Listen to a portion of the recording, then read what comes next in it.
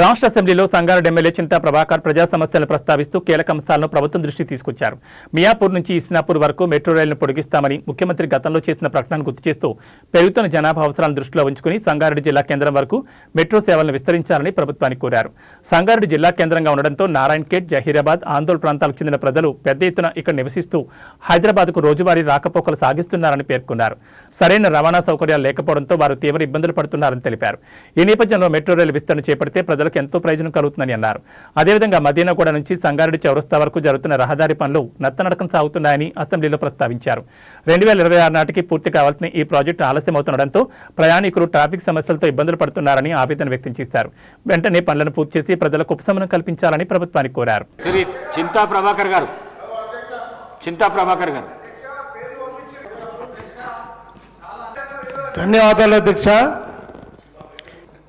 మియాపూర్ నుండి ఇస్నాపూర్ వరకు metro రైల్ని పొడిగిస్తామని CM గారు గతంలో చెప్పినారు.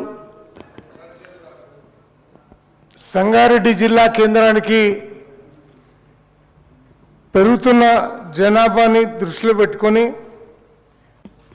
మరి సంగారెడ్డి వరకు పొడిగించాలని మీ ద్వారా కోరుతూ మరి సంగారెడ్డిలో ఐఐటి కూడా ఉంది. మరి సంగారెడ్డిలో నారాయణఖేడ్, జహీరాబాద్, ఆందోళ్ మరి ప్రజలంతా అక్కడ నివాసం ఉండి హైదరాబాద్కి రావటానికి మరి చాలా ఇబ్బందులు పడుతూ ఉన్నారు. కాబట్టి అది సత్వరంగా మీ ద్వారా మరి ప్రభుత్వానికి విన్నవించుకుంటా ఉన్నా.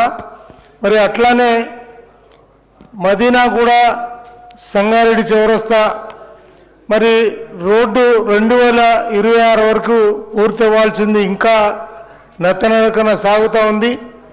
మరి ఆ రోడ్డు మరి పూర్తి అవ్వకపోవడంతో దుమ్ము ధూళి అదే రకంగా ట్రాఫిక్ ఇబ్బందులు చాలా ఎదురవుతున్నాయి. అది సత్వరంగా అయ్యేటట్టుగా చూడాలని చెప్పి మీ ద్వారా కోరుతా ఉన్నా.